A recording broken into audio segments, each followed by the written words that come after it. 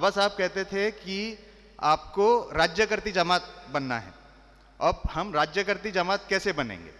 हमें अगर हमारे जनरल इंश्योरेंस ऑर्गेनाइजेशंस में अगर हमें राज्यकर्ती जमात बनना है तो हम वेलफेयर एसोसिएशन में तो वी आर वेरी स्ट्रांग, लेकिन पॉलिसी मेकिंग डिसीजंस में अगर हमें घुसना है, हमें जाना है, खुद को रिप्रेजेंट करना है, तो हम कैसे करेंगे?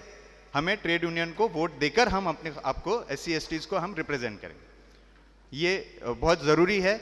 मैंने देखा हूं कि बहुत से लोग 56 को तो वोट देते हैं, लेकिन दूसरा वोट जो है किसी OBC एसोसिएशन को दे देंगे, किसी ऑफिसर्स एसोसिएशन को दे देंगे। तो इससे क्या होता है ना कि आपका वोट जो है वो नलीफाई हो जाता है। आप 56 को वोट देकर अगर किसी और ऑर्गेनाइजेशन को अगर वोट देते हैं तो योर वोट इज नलीफाइड।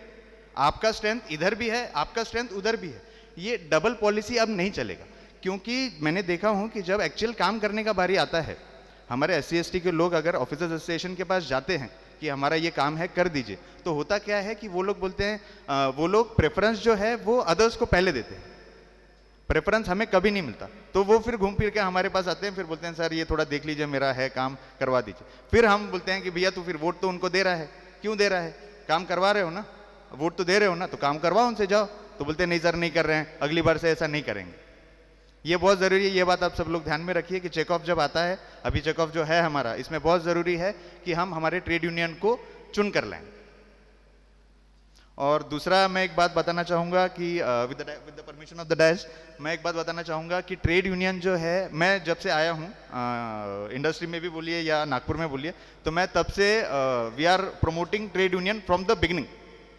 ये मैं प्राउडली बता सकता हूँ ये बात, और अंडर द मैं बहुत प्राउडली ये बात बोलता हूँ कि नागपुर यूनिट जो है ट्रेड यूनियन को शुरुआत से सपोर्ट करता है। Thank you Tushar, thank you so much कि आपने यूनियन का महत्व हमारे सामने रखा। और आप सभी को मैं बता दूं कि 56 का तो नंबर आप सभी को याद है, लेकिन ट्रेड यूनियन का नंबर हमारे यहाँ क्लास के हिसाब से है। जैसे क्लास 1 के लिए है 101, क्लास 2 के लिए है 125 और क्लास 3 एंड 4 के लिए 201। तो कृपया 21 तारीख को इन नंबरों को अपने स्केल के हिसाब से याद रखिएगा, ठीक है। इसके पश्चात मैं हमारे नागपुर रीजन के प्रेसिडेंट कांबड़े साहब को रिक्वेस्ट करता हूँ कि वे कृपया हमें मार्गदर्शन करें। आपको अभी जागरूक होने की ज़रूरत है। हम लोगों में ऐसी कोई कमियां हैं तो आप बताइए कि हम लोग ये काम नहीं कर सकते ट्रेड यूनियन की तरफ से। हमारे डायनामिक लीडर, बड़े बड़े लीडर है, जो कि पॉसिबल इम्पॉसिबल जो भी काम नहीं है ऐसा वो कर नहीं सकते, हर काम हम कर सकते हैं। जैसा कि पिछले बार PTS to FTS का जो ये था, वो हमारे संगठन ने वो मैटर लिया था, और उसी के भरोसे जो PTS थे हमारे पार्ट टाइम स्वीपर, उनको हम लोगों ने परमानेंट किया था। अभी जैसा कि कुछ वैकेंसी आने वाली है आगे चल के, पवार साहब बताएंगी, वो वैकेंसी भी हमारे संगठन ने डिमांड की है, जो कि कुछ नए लड़कों को चांस मिलेगा उसमें। पवार साहब बताएंगे आपको, वो वैकेंसी भी हमारे संगठन ने डिमांड की है। तो जब हम लोग हमारे वेलफेयर एसोसिएशन के साथ में हम लोग ये डिमांड कर सकते हैं, तो आप सोच लीजिए कि अगर हमारा ट्रेड यूनियन होगा, हमारा यूनियन होगा, तो हम लोग कहाँ तक का जा सकते हैं। इसके बाद में हम लोग वेलफेयर एसोसिएशन होने के नाते हमारे कुछ बाइंडिंग है ऑल इंडिया के बॉडी को, क्या वो स्ट्रक्चर मीटिंग में या नेगोशिएशन पे रिवीजन में नहीं जा सकते। अगर हमारा यूनियन रजिस्टर्ड होता है तो हम लोग वहाँ पर भी जा सकेंगे, पे रिवीजन में भी हम डिस्कस कर सकेंगे, डिमांड हमारी रख सकेंगे। जैसा कि जब भी बताया एक मीटिंग में पवार साहब ने कि हम लोग जैसा पे रिवीजन हमारा ड्यू होता, तो हम लोग इमीडिएट क्यों नहीं वहाँ पे हमारी डिमांड रखते हैं। तो ये कल्पना है हमारे ऑल इंडिया के लीडर में, क्या वह जितने जल्दी तुम लोग डिमांड रखोगे तुम्हारी, उतने जल्दी ही तुम्हारा डिमांड जो है पे रिवीजन की वो मंजूर हो जाएगी। जैसा कि अगस्त में हमारा ड्यू हो गया था 2000 में, तो अगस्त में के बाद में अगर सितंबर में रखते थे तो आज तक का इतना डिले कभी होता नहीं था। ये हमारा लीडर का ये यानी सोचने का तरीका है। उनकी तरफ से, गवर्नमेंट की तरफ से डिमांड क्यों देखते अपन, राह क्यों देखते? क्या वो लोग बुलाएंगे फिर डिस्कस करेंगे? अपना राइट्स है, ट्रेड यूनियन है अपना, तो अपन खुद रख सकते हैं क्या नहीं भैया ये हमको रखना है, हमारा ये दिन से ड्यू हो गया है अभी और इस पर डिस्कस किया जाए करके। तो ये कल्पना है, हमारे ऑल इंडिया के लीडर में कल्पना है। तो आप लोगों को मेरी ऐसी विनती है कि आप लोग कहीं और ना जाते हुए हमारे जो संगठन है 56 इसको भी वोट करिए, और हमारा जो ऑर्गेनाइजेशन है, यूनियन है, उसको भी वोट करिए। आपको डरने की कोई ज़रूरत नहीं है, आप लोगों के पीछे हम लोग सदैव लगे हुए हैं। आप लोगों का कोई नुकसान नहीं कर सकता, क्योंकि हमारे साथ में हमारे बड़े बड़े लीडर्स है, नागपुर में भी बड़े बड़े लीडर्स है, और आप खुद बाबा साहब की धरती है ये वाली, यहाँ पे आपण हार न मानता आपण पुन्हा एकदा ट्रेड युनियनला जोमाने उभं राहायचं. दुसरी गोष्ट, आपली ही ट्रेड युनियन आहे, मान्य दिलीप पवार साहेबांच्या नेतृत्वाखाली ही इन हाऊस ट्रेड युनियन आहे. इथे बाहेरचं कोणाचंही आपल्यावरती बंधन नसेल किंवा प्रेशर नसेल. जे कामगारांचे प्रश्न असतील तेच आपण लक्षात घेणार आहोत. मित्र, ट्रेड युनियनची आवश्यकता यासाठी असते की आता आपली ट्रान्सपरंट मोबिलिटी पॉलिसी असते, त्यामध्ये ते डिस्कशनला बोलवतात. त्यावेळेस आम्ही आवर्जून सांगू शकतो की बाबा आमच्या SC/ST माणसाला जवळचे पोस्टिंग मिळाली पाहिजे, आमच्या महिलांना जवळच्या घरापर्यंत पोस्टिंग मिळाली पाहिजे. यासाठी आम्हाला पॉलिसी बॅटरमध्ये जाण्यासाठी ट्रेड युनियन हवी आहे. आपलं वेलफेअर असोसिएशन हे वेलफेअरचं काम करतच आहे, तोपर्यंत त्याबरोबर आपल्याला हक्क मिळवण्यासाठी या ट्रेड युनियनची गरज आहे. आणि मला नक्कीच वाटतं नागपूर ही बाबासाहेबाची भूमी आहे आणि बाबासाहेबांनी एवढा महान धम्म बुद्धांचा इथे दिला आहे, तर तुम्ही त्या बुद्धांना अनुसरून नक्कीच ट्रेड युनियनला 100% मतदान कराल ही मी अपेक्षा बाळगतो. आणि ट्रेड युनियनकडून थोडं बाजूला सरकून मी SC/ST वेलफेअर असोसिएशनला संबोधित करतो. त्याचं कोड आहे 56. नक्कीच 56ला आपण वोटिंग देणारच आहात, पण आत्ताचा जो सिनियर मी बघतोय यात गव्हर्नमेंटने आता अगोदर OBC नव्हतं, यावेळेस OBCलाही वेगळं केलं आहे आणि आपल्यामध्ये एक भ्रम निर्माण करण्याचा प्रयत्न केला आहे. तसेच काही ट्रेड युनियनची माणसं आपली एकी कशी कमजोर व्हावी, आपली SC/STची ताकद कशी कमजोर व्हावी म्हणून काही ट्रेड युनियननीच आपल्यातल्या बांधवांना ST युनियन स्थापन करण्यास सांगितली आहे आणि ते तुमच्यासमोर येतील ही ST युनियन घेऊन. म्हणजे याचा अर्थ SC/ST एकत्र न राहता SC/ST दुभागले गेलेत की यांचं ॲटोमॅटिक 2 गट होतील, 30पैकी 15-15 होतील, म्हणजे तुम्ही रेकग्नाइज होणार नाही आणि त्यांचंच राज्य चालेल. मग आपण पुन्हा भाऊ आपसात भांडत राहू, असं त्यांनी हा खेळ चालवलेला आहे. संघटनेने काय कामं केलेली नाही आहेत का? आमच्या लीडर्स लोकांनी तुमची काही कामं केलेली आहेत? असं एकही कोणी माणूस नसेल की ज्याचं काम आमच्या नागपूर रिजनच्या लीडर्स लोकांनी केलेलं नसेल. तेवढा विश्वास माझा त्यांच्यावरती आहे. मग हे असं का होतं? आता जर माझे जनरल सेक्रेटरी बोलले की हलबा कम्युनिटी जी आहे ती त्यांच्याशी चर्चा केली, परंतु हलबा कम्युनिटीला आम्ही आश्वासनं बऱ्याच वेळेला दिली. ज्या गोष्टी हायकोर्टच्या होतात, ज्या गोष्टी सरकारकडून येतात, तिथे आम्ही त्यांच्याबद्दल एकही कारवाई केली नाही. अगदी बरोबर बोलले, एकही कारवाई केली नाही. अदरवाईज जे सुप्रीम कोर्टाचे निर्णय आले त्याच्याबरोबर जर आम्ही गेलो तर बरंच काही बेकार होऊन जाईल. परंतु आज या मंचावरून परत मी सांगू शकतो की आजही आम्ही त्यांच्याबरोबर आहोत, आजही आम्ही त्यांना सपोर्ट करू इच्छितो. तो त्यांनी कुठेही न जाता आपल्याकडे यावं. आणि इतर लीडर्सबद्दल मला थोडंसं बोलायचं आहे. जे वेलफेअर असोसिएशन चालवतात ते त्रिलोकचंद असेल, काय जयमूर्ती असतील, मित्र माझ्यासमोर यंग ब्रिगेडर बरेचसे बसलेले आहेत आणि जुने जाणते पण बरेचसे आहेत. सगळ्यांना हे माहितीच असेल, नव्हे तर माहिती करून घ्यावं. ही चेक ऑफ आहे, इलेक्शन आहे. जसं इतर इलेक्शन जशी चालते त्या इलेक्शनमध्ये तुम्ही उमेदवार निवड करताना उमेदवाराची पूर्ण कुंडलीची माहिती काढता, पूर्ण कुंडली बघता की हा आपल्यासाठी काय करू शकतो की नाही. तर तुम्ही इतर नेत्यांना बघा, तुम्ही वेलफेअर असोसिएशनचे पैशाने हात भरभटलेले असले हे नेते आहेत. विजिलन्स केसेस यांच्यावरती अजूनही चालत आहेत आणि कामं केली तर डोनेशनचे पैसे यांच्या नावावरती जातात, ह्यांच्या पर्सनल अकाउंटवरती जातात. असं आमचा डोंगरे तर कधी करणार नाही. ज्या दिवशी करेल त्या दिवशी तो संघटनेतून स्वतःहून राजीनामा देईल. आमच्या संघटनेमध्ये असे लीडर आहेत, असे लीडर आहेत, स्वच्छ हाताचे लीडर आहेत की कोणी येऊन सांगावं, फक्त त्याच्या व्हाईट कपड्यावर असा डाग टाकून दाखवावा. चॅलेंज आहे माझी सगळ्यांना की बा ह्याने आमचे पैसे खाल्ले, ह्याने करप्शन केलं. असं कोणी येऊ द्या मायकाला ज्याने आम्हाला सांगावं, असं एकही नाही. मग असं असताना तुम्ही लोक का दुसऱ्या त्या नेत्यांकडे पळताय? आणि तिथल्या मेंबर्सला मला विचारायचं की अशी कोणती तुमची कामं होतात? अरे जिकडे त्यांनी जी कामं केली नाही ती कामं जर प्रवीण डोंगरेकडे घेऊन आलं तर ती कामं हिते होतात, या असोसिएशनमुळे होतात. पवार साहेबांच्या नेतृत्वाखाली आपण जर एकत्र राहिलो तर निदान ह्या पब्लिक सेक्टरमध्ये तरी आपलं अस्तित्व राहील. मित्रांनो, की ही चेकअप सिस्टम ह्या इंडस्ट्रीमध्ये आणली पाहिजे, ही संकल्पना देखील पवार साहेबांची आहे. कारण पूर्वी GIC होती आणि GICच्या अंडरमध्ये ज्या 4 कंपन्या होत्या सबसिडरीज, त्यावेळी अनेक संघटना होत्या. जसं आज आपण जी लिस्ट डिक्लेअर झाली त्या लिस्टमध्ये कित्येक संघटना आहे. आता त्यातून किती रेकग्नाईज होतात हे तुम्हाला सगळ्यांना माहीत आहे. मग अशा प्रत्येक संघटनेला जर मॅनेजमेंट बरोबर डिस्कस करायचं असेल किंवा त्यांच्याबरोबर स्ट्रक्चर मीटिंग वगैरे घ्यायचं असेल तर ते मॅनेजमेंटलाही कठीण होतं. आणि आपल्या संघटनेच्या दृष्टीने म्हटलं तर जे संघटनेमध्ये एकमेकांबद्दल फूट पाडणं, पब्लिकमध्ये फूट पाडणे, असे अनेक प्रकार होतात. त्यामुळे साहेबांनी ही जी संकल्पना आणली चेकअपची, ती चेकअपची संकल्पना GIC मॅनेजमेंटने ॲक्सेप्ट केली आणि तेव्हापासून ही चेकअप सिस्टम सुरू झाली. आणि आपल्याला लेटर ऑफ ऑथॉरिटी हे प्रत्येक 3 वर्षांनी भरून द्यावं लागतं. आणि ज्या संघटनेकडे ते 30% बेंचमार्क आहे त्या संघटनेला रेकग्निशन मिळतं.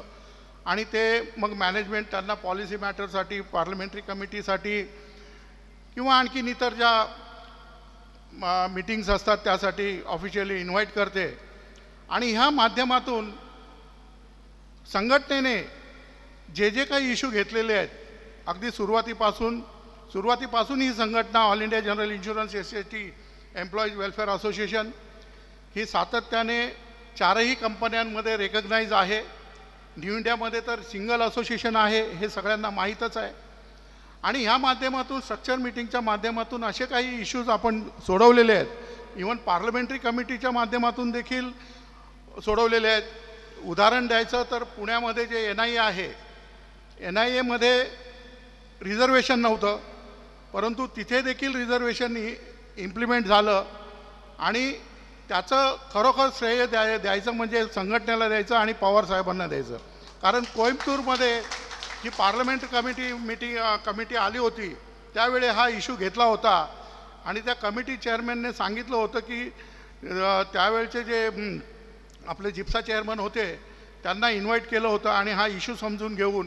कारण साहेबांनी सांगितलं की ही जी NIA चालते ती गव्हर्नमेंट फंडिंगने चालते. 4ही कंपन्यां त्यांना फंडिंग करतं. मग जिथे फंडिंग होते गव्हर्नमेंटची मग तिथं रिझर्वेशन का नसावं. मग हा जर अशा म्हणजे ही जी कन्व्हिन्सिंग पॉवर जी आहे, मुद्दा पटवून देणं, हे स्किल साहेबांचं आहे. बहुत बहुत धन्यवाद सोनोने साहब. साथियों, अब वो घड़ी आ गई है कि अभी हमें हमारे लाडले ऑल इंडिया चेयरमैन पवार साहब हमें एड्रेस करेंगे. 98 के ऑनवर्ड ये चारों कंपनी में करीबन हमने 3000 डेवलपमेंट फंक्शन दिए हैं क्लास 1 में. केवल न्यू इंडिया में नहीं, मैंने भी लिया और सबको भी दिया. 3000 का मतलब क्या हुआ? 3000 कारें आ गई. उसके बाद में तो कंटिन्यू चल ही रहा है. कोई माइक्रो इंचार्ज बने, ब्रांच इंचार्ज बने, डिविजनल इंचार्ज बने, RO इंचार्जेस बने. लेकिन उस जमाने में जबकि हमारे पास में गाड़ी नहीं थी, फिर आज हम देखते हैं कि हमारे लोगों के पास जहाँ जाओ वहाँ गाड़ियाँ है. बड़ी बड़ी गाड़ियाँ ली, आदमी पतला लेकिन गाड़ी है बड़ी हत्ती जैसी. नहीं, सच बोलता हूँ. आज मैं अजय को पूछा, अरे इतनी बड़ी गाड़ी? तो बोला अपने ही आदमी की है. मैं बोला थोड़ा मोटा होने के लिए बोल दीजिए. क्योंकि और जहाँ भी औरंगाबाद की बात है, अपना नागपुर की बात नहीं है, मैं हर जगह पे देखता हूँ अपने लोगों के पास गाड़ियाँ. हाँ, तो मुद्दा ये था 3000 गाड़ियाँ आप इंटू कीजिए 5 लाख रुपए कम से कम, कितना होता है? 150 करोड़. 150 करोड़ के नीचे नहीं हो सकता, ज़्यादा भी है. 5 लाख इंटू 3000 मिनिमम 150 करोड़ हो गए. आपके running expenses, petrol, battery, replacement of 2 tyres और ईंधन का भी खर्चा. आप लगाइए हिसाब. अभी मत लगाइए, मेरा स्पीच सुनिए, आप घर पे जाके इसका हिसाब लगाइए. ये मोर देन 500 to 700 करोड़ इस इंडस्ट्री में. और ये कमाल किसने कर दिया? ये आपके general insurance SC/ST employees welfare association है, भले मैं उनका मुखिया होगा, लेकिन एक आदमी कभी कुछ नहीं कर सकता है अगर उसके साथ में सच्चे दिल से अगर उनके साथी नहीं जुड़े हुए होते, तो अकेला आदमी कुछ काम नहीं कर सकता है। और दूसरा अहम मुद्दा हमारे सामने ये है कि हमारे इंडस्ट्री में अभी तक हमारा वेज रिवीजन नहीं हुआ है। भाई कोई भी लीडर वेज रिवीजन पे क्यों नहीं बोलता है? और उसके साथ साथ में और भी मुद्दे हैं। अपने जो all India general insurance SC/ST employees welfare association, उसका कमाल तो आपने देखा है, ढेर सारे कंटिन्यूस काम होते जा रहे हैं। और एक खुशी की बात है कि हमारे इंडस्ट्री में एक कोई संगठन है जो कि 4-5 कंपनी में एक साथ में क्वालिफाई बिल्कुल नहीं है। तो कौन सी संगठन है? यही है आपकी all India general insurance SC/ST employees welfare association. आपको आपका ताकत का अंदाजा नहीं है, मगर मैनेजमेंट को आपकी ताकत का अंदाजा है। जनरल कैटेगरी के ट्रेड यूनियन को आपकी ताकत का अंदाजा है। वो बोलते हैं इनके पास में इतनी संख्या है, ये कुछ कमाल कर सकते हैं इंडस्ट्री में, और हमारे पास इनोवेटिव आइडियाज भी है। तो पहला मुद्दा मैं ये छेड़ लेता हूँ कि वेज रिवीजन के बारे में। वेज रिवीजन ऑलरेडी वो ओवर टाइम हो चुका है। मतलब अभी मैं ये समझता हूँ कि फियर भी है कि 60 मंथ अगर हो जाएंगे, अगर 5 साल क्रॉस हो जाते हैं तो आपका ये वेज रिवीजन ऑटोमेटिक लैप्स हो जाता है टेक्निकली, लीगली। अभी आपका 56वां मंथ चल रहा है, खाली 4 महीना बाकी है। देखिए अभी अप्रैल चल रहा है, अप्रैल, मई, जून, जुलाई, और अब आपका ड्यू कौन से मंथ में है? अगस्त में। 4 महीने का खेल है ये। 4 महीने में आपका वेज रिवीजन होना ही होना है। और मैं दावे के साथ में यहाँ पे आपको गुड न्यूज़ देता हूँ, क्योंकि हमने दिल्ली में जब थे तो डॉक्टर महेश शर्मा, इनसे हमने विस्तृत बात किया था वेज रिवीजन के बारे में, जिसमें हमने निवेदन सबमिट किया था और ढेर सारी बातें हो चुकी थी। टेक्निकली क्वेश्चन उन्होंने ढेर सारे हमें क्वेश्चन पूछे, उसके हमने जवाब भी दिए, और उन्होंने हमें आश्वासन दिया कि आपका वेज रिवीजन जल्द से जल्द हो जाएगा।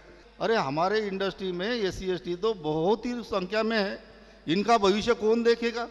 और आने वाला ये अभी यहाँ पे बैठे हुए यंग जनरेशन है, क्या इनका भविष्य हम दूसरे के हाथ में देवे? क्या आप सक्षम नहीं है? इस इंडस्ट्री में आपके लोगों का सर्विस प्रोटेक्शन करने के लिए आपके पास में क्या ताकत नहीं है? क्या इंटेलिजेंस नहीं है? मगर सवाल उठता है, ये हमारे जहन में कभी नहीं जाता ये सवाल। हम क्या एक कंफर्टेबल जोन में रहना चाहते हैं? ये सर्कल होता है ऐसा, और ये सर्कल में अगर हम रहते हैं तो अपने आप को बहुत ही कंफर्टेबल महसूस करते हैं। अगर ये सर्कल क्रॉस करूंगा तो मुझे तकलीफ हो सकती है, ये हमारे मन में डर होता है। तीसरी बात है, क्लास 1 ऑफिसर जब रिटायर होता है तो उसको रिटायरमेंट के लिए ट्रेनिंग में आप भेजते हो कि how to invest your money. NI में आप उनको भेजते हो क्लास 1 ऑफिसर को कि आपका फ्यूचर कैसे सर्वाइव होना चाहिए, कैसे पैसा कमाना चाहिए, फैमिली को कैसा संभालना चाहिए। तो क्या क्लास 3, क्लास 4 और पार्ट टाइम स्वीपर या फुल टाइम स्वीपर वो कंपनी के एम्प्लॉयज नहीं है क्या? उनको क्यों नहीं भाई NI ट्रेनिंग? मैं क्लास 1 के अगेंस्ट में नहीं हूं। क्लास 1 तो बुद्धिमान लोग हैं, हमारे क्लास 3, क्लास 4 को तो आवश्यकता है। उनको क्यों नहीं आप 1 महीने का ट्रेनिंग देते हो रिटायरमेंट के पहले? ये एक मेरा दूसरा मुद्दा है। ये मुद्दा कौन उठाएगा? ये काम किसका है? ये ट्रेड यूनियन का काम है। दूसरी बात है, जिब्ना एक्ट अमेंड हुआ है।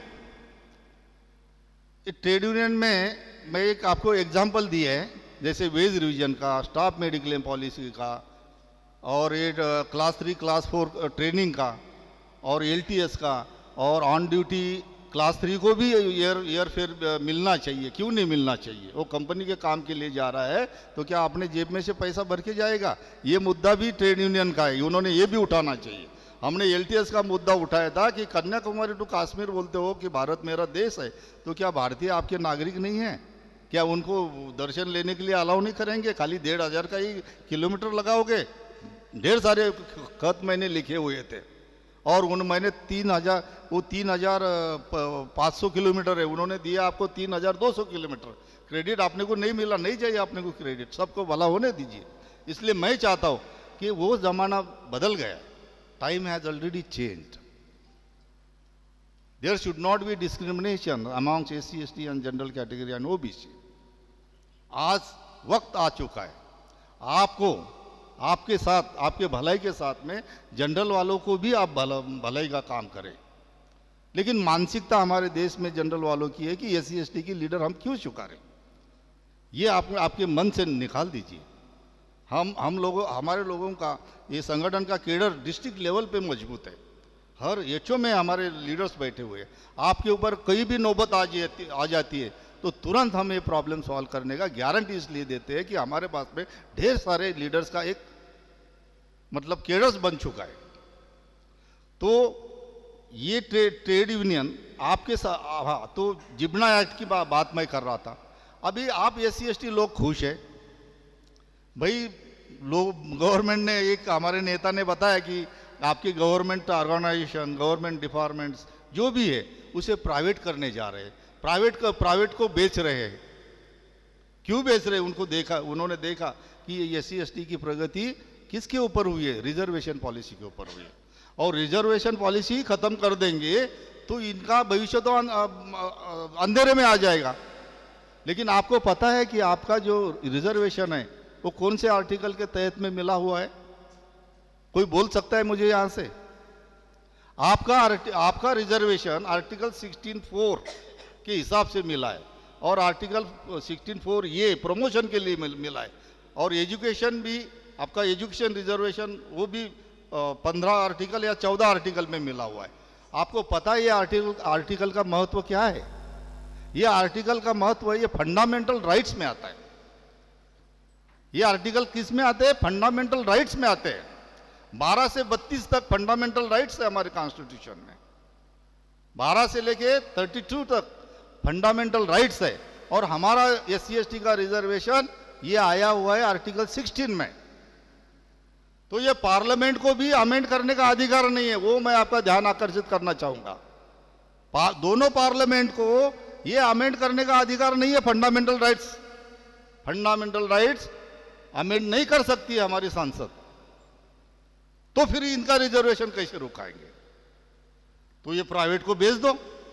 और प्राइवेट को बेचने के बाद क्या होता है नतीजा? मान लो अभी 100% government is a owner of general insurance industry. Oriental का एग्जांपल लीजिए, who is a 100% owner of this company is a government of India.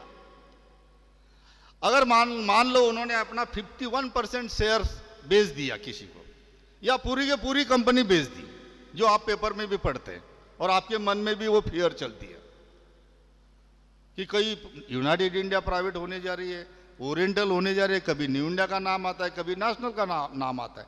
मतलब ये बात तो जरूर है कि कोई ना कोई कंपनी, एक तो प्राइवेट प्लेयर्स को, मतलब पूरे जो भी उद्योगपति उसको बेचा जाएगा। भले वो एक बेचा जाएगा मान लो, दूसरा आपका अगर शेयर से ओनरशिप का 51% बेच दिया, 49% गवर्नमेंट के पास रहा, तो क्या नतीजा होता है, क्या असर होता है इस बात का? इस बात का असर ये होता है 41% अगर गवर्नमेंट का है, 59 अगर प्राइवेट का है, तो आपका CVC गाइडलाइंस निकल जाती है, यानी विजिलेंस की। CVC जो है प्रोविजन, वो आपके इंडस्ट्री में काम नहीं करती है। और CVC, विजिलेंस, ऑडिट, CAG ये नहीं रहता है। उसी हिसाब से रिजर्वेशन पॉलिसी भी नहीं रहती है। उस हिसाब से SC ST की रिजर्वेशन पॉलिसी भी नहीं रहती है। तो फिर आप हमारे यंग जनरेशन तो बैठे हुए हैं यहाँ पे, इनका तो सर्विस रहेगा, फिर इनकी सर्विस कौन प्रोटेक्ट करेगा? ये भी तो सवाल आता है। और जब रिजर्वेशन पॉलिसी नहीं रहती है ना किसी ऑर्गेनाइजेशन में, तब ये वेलफेयर एसोसिएशन भी नहीं रहती है। क्योंकि मैं शुरू में कहा कि ये welfare association a watchdog on the government of India, whether management are implementing provisions are not in favour of SC ST। जबकि SC ST की रिजर्वेशन पॉलिसी नहीं रहेगी, तब ये एसोसिएशन का भी काम नहीं रहेगा। फिर कौन किसका काम रहेगा? आपके ट्रेड यूनियन का काम रहेगा, वो प्रोटेक्ट कर पाएगा। इसीलिए ट्रेड यूनियन की आवश्यकता है। इसलिए हम किसी भी ट्रेड यूनियन के अगेंस्ट में नहीं है। हमारे अच्छे रिलेशन है सभी ट्रेड यूनियन के साथ में, चाहे वो सेना हो, एनएफजीआई हो, जीआई हो, कोई भी हो, ऑफिसर एसोसिएशन हो। निजी मामले में या संगठन लेवल पे हमारे अच्छे रिलेशन है उनके साथ में। हम उनके विरुद्ध नहीं है, ना वो हमारे विरुद्ध है, मगर हमें हमारा भविष्य देखना है हमारे लोगों का। इसलिए ट्रेड यूनियन चलाना इसलिए ज़रूरी है, क्योंकि मैंने शुरू में बोला 49% रहेगा तो वो निकल जाएगा। इसलिए साथियों, आप जितने बैठे, मैं क्या है कि बातें ढेर सारी है, मुद्दे रह जाते हैं, इसलिए मैंने आपको समझाया। तो ट्रेड यूनियन की आवश्यकता इसलिए होती है। और आपको ये पता नहीं, मेरे पास स्टैटिस्टिक है, मेरे पास सभी कंपनी का आने वाला, अभी न्यू इंडिया का मेरे पास, आप न्यू इंडिया का नागपुर आरओ का पढ़िए। अच्छा, टोटल न्यू इंडिया में से फॉर एग्जांपल यूनाइटेड का ज़्यादा है, न्यू इंडिया से अच्छी पोजीशन है। न्यू इंडिया में क्लास 3 क्लास 4 में तो आज SC/ST 33% है। कितने? 33% है। और क्लास 1 में जो class scale 1 to scale 4, scale 5 को they are not eligible vote देने के लिए, उसमें है 30%, उसमें है 30%। आप पढ़िए 30%। न्यू इंडिया में क्लास 1 में 30% SC/ST की स्ट्रेंथ है और क्लास 3 क्लास 4 में 33% है। अब मुझे एक सवाल मैं आपको पूछता हूं, आप 33 माइनस 100 कीजिए 67। अभी 67 रह गए जनरल कैटेगरी के। अब उसमें कितनी संगठन है देखिए, 6-7। उनमें बंटवारा होगा क्या? नहीं होगा। आप अगर ऑनेस्टली ट्रेड यूनियन को वोट करते हो तो कौन जीत के आएगा मुझे बताइए? सिंपल है, आप ही चुन के आओगे ना, उनमें तो बंटवारा हो जाएगा। मगर कौन क्वालिफाई होते हैं? जनरल वाले। किसके बलबूते पे? आपके बलबूते पे। आप ही उनको पावरफुल बनाते हो। जैसे यूनाइटेड के ऑफिसर एसोसिएशन ने, प्रवीण डोंगरे जी ने बोला कि उन्होंने लिखा मैनेजमेंट को, गवर्नमेंट को, इनका प्रोटेक्शन क्लॉज बंद कर दो, SC/ST का प्रोटेक्शन क्लास 1 में बंद कर दो। ये खुलेआम लिखा हुआ है उन्होंने, फिर भी हम उनके मेंबर्स बने। एक ही लाइन के सब कुछ है। तो ये 33% आज क्लास 3 क्लास 4 में आप देखिए, आप क्वालिफाई हो सकते हैं। क्लास 1 में 30% है। और नागपुर की क्या स्थिति है? नागपुर आरओ की स्केल 1 55%, 55.45, और क्लास 3 क्लास 4 में 40.61। कौन आना चाहिए? तो आ कौन रहे? लेकिन हमको गुलामी की भी आदत हो चुकी है ना, कि अरे यार काहे के लिए मैं SC/ST के साथ में तो हूँ ना यार, कुछ गड़बड़ होगा। SC/ST ने कल प्रदीप चौहान जी ने साला मुझे फायरिंग दे दिया, काम नहीं किया, तो मैं जाऊंगा ना ट्रेड यूनियन के पास में। आप अपने स्वार्थ के लिए कर रहे कि नहीं कर रहे? आप में है कि हिम्मत हमारे जैसी? क्या हम आपको सफर होने देंगे? आप ही राजा बनिए ना, आप ही साम्राज्य चलाइए। और कहाँ जाता है, चाहे वो निजी हो या संस्था के ऊपर हो, चाहे व्यक्तिगत हो या संस्था के ऊपर हो, जीत उसी की होती है जिसके पास सामर्थ्य होता है। कि साथियों, इस संगठन ने जैसे PTS to FTS, उसके बाद में 1 टाइम प्रमोशन, कंपेंशनेट अपॉइंटमेंट जो कि बंद हो चुका था, इस चीज़ को अगर शुरुआत की है, इसका फॉलोअप अगर किया है, तो ये हमारे संगठन 56 ने किया है। और पवार साहब के माध्यम से आज हमारे संगठन में कंपेंशनेट ग्राउंड पर कई लोगों के अपॉइंटमेंट हुए हैं। मेडिक्लेम पॉलिसी जो साहब ने बताया कि मेडिक्लेम पॉलिसी ये हमारा खुद का प्रोडक्ट है, और ये प्रोडक्ट जब हम रिन्यूअल करते हैं तो रिन्यू करते वक्त में हमको खुद उसको लोडिंग देके हमको प्रीमियम भरना पड़ता है। ऐसा क्यों? ऐसे कई सवालात का आंसर हमको ही खोजना है और हमको मनन करना है। और आने वाले दिन में 56 के साथ में ट्रेड यूनियन को भी विजयी करना है।